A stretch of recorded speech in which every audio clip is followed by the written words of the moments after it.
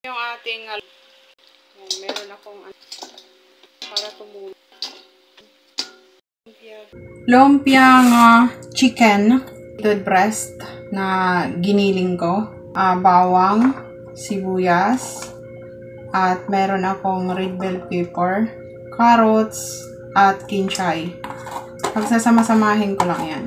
Salt, ang konting salt, mga half teaspoon. Tayo ng paminta, mga half teaspoon din. Seasonings, liquid seasonings. Tayo ng paprika, mga 1 teaspoon. Breadcrumbs.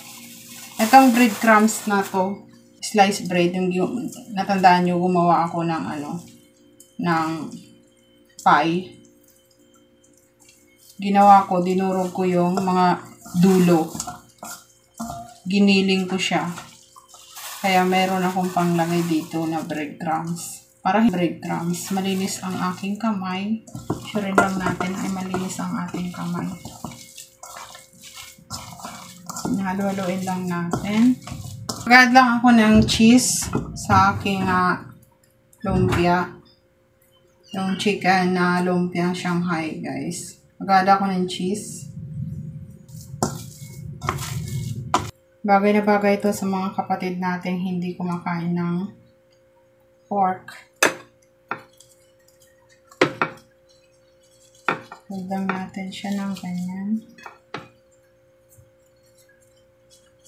Tapos meron ako dito itlog.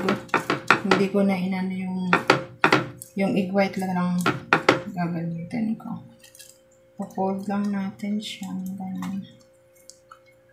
Ayan. Ulitin ko lang hanggang sa maubos lahat ng aking ginagawang lumpiang chicken. Cooking oil. Kailangan mainit yung ating cooking, yung lumpiang chicken. And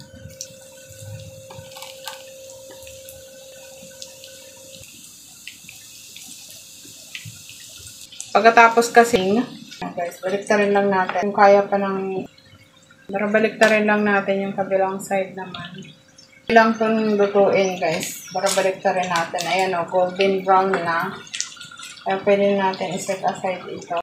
Ayan, iset aside na natin ito bago masulong.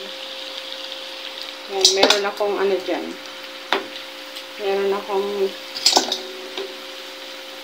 steamer para para tumulo yung mantika. Ang sawsawa niya ay suka. Lumpiang chicken. Or chicken lumpia.